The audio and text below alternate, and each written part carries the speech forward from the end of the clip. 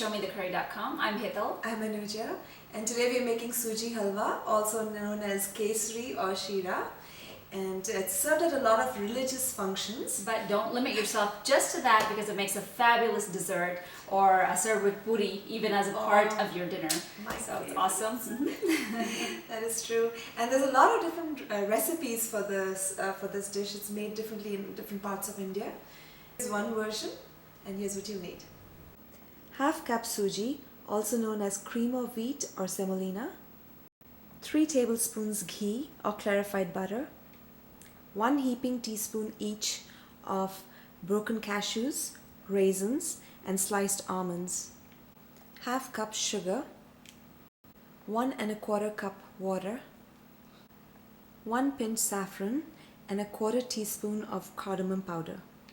For Suji Halwa, we have a medium-sized pan on medium heat, and we're going to add in some ghee. And ghee is clarified butter, so if you don't have ghee, you can just take unsalted butter and just boil it down and make ghee out of it at home. We're going to wait for it to heat up. So our ghee is nice and hot. We're going to add in the nuts. Here's some cashews, almonds, and some golden raisins. I will just cook them for about 30 seconds, just to get the raw flavor out of all these nuts. And once you see the raisins plump up, we're going to add in the suji, and we're going to fry it or roast it in this ghee. Now the heat on this is, you need to keep it on a little lower level so it does not burn. And we're going to roast it till it gives out a wonderful aroma. Suji always gives out a fantastic smell, you know, it's just awesome. Right. And if you go to the Indian store or your local grocery store, suji is available in 2 different types. There's a fine version and there's a coarse version. So for this recipe, it's important to use the coarse suji. Yeah, otherwise it will become very pasty. Right, that exactly. is so true. So while the suji is cooking, I have a little mortar and pestle here. And we're going to take our saffron, or kesar, and just take a little bit of sugar in there and crush it down. Now the coarseness of the sugar actually helps the kesar or saffron to grind, and when it grinds it releases all the color and all the flavor into our shira. So just give that a quick whirl. One of our viewers had actually asked us a question that she put in a pinch of saffron, that's what we had recommended, and it did not give any color, and it did not, did not give the flavor. And a lot of times what happens is saffron, we don't realize it. I know it's expensive, and we don't realize it does have a shelf life. So if it is very old, you're going to need a little bit more. Right.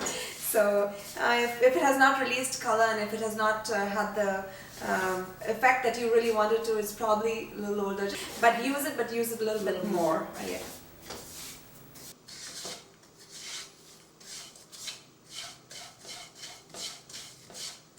Now be sure to keep stirring the suji, because the minute you stop, it's going to burn.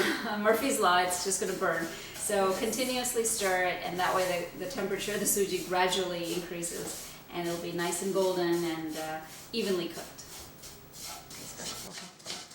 So, are you getting that wonderful I suji am. aroma? It really smells Yes. fantastic. Okay, we are ready for the sugar now.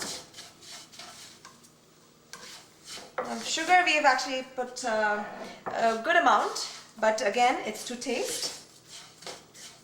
But it's a dessert.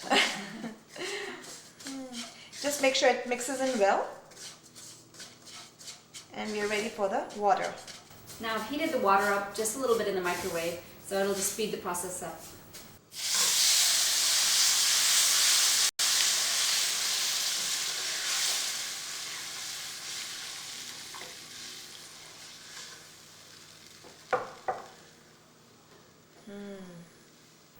So a lot of people put milk instead of water. Yes, right? actually, Yes. actually a lot of the, for prasad, if you're serving the shira, Satyanarayan pujas, I think, you know, it's mainly famous for that, and it is made with milk. So it's another option.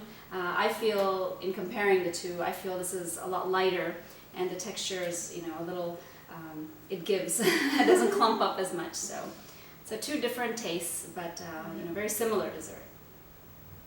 And keep stirring it so it doesn't lump up.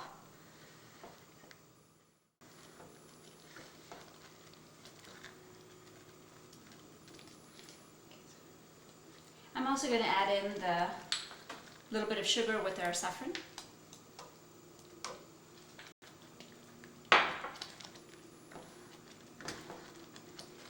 And it's on low heat at this point. Right after I put in the water, we turned it on lower heat, so we have control. And from this point onwards, actually it's done. From this point onwards, it's entirely your choice how thick or thin you like it. So it's, bottom line is it's ready to eat and it's ready to serve. And it will get a little thicker even after I turn the stove off. So I am going to do that at this point. And the last thing we add in is Cardamom powder. Yeah. And mix.